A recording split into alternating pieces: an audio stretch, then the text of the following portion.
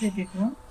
பரமண்டலங்களில் இருக்கிற எங்கள் பிதாவே, உம்முடைய நாமம் மகிமைப்படுவதாக. இந்த பூமியில் வாழ்கின்ற பரிசுத்தவான்கள், நீதிமான்கள், உம்மால் தெரிந்து கொள்ளப்பட்ட நீதியின் பாதையில் நடக்க விரும்புகிற எல்லோருக்காகவும் ஜெபிக்கிறோம் சுவாமி. ஆண்டவரே, நீதியை நேசிக்கிற ஒவ்வொருவரும் அந்த பாதையில் நடந்து வருகிறார்கள் சுவாமி. அது உமக்கு பிரியமான காரியமாய் இருக்கிறது.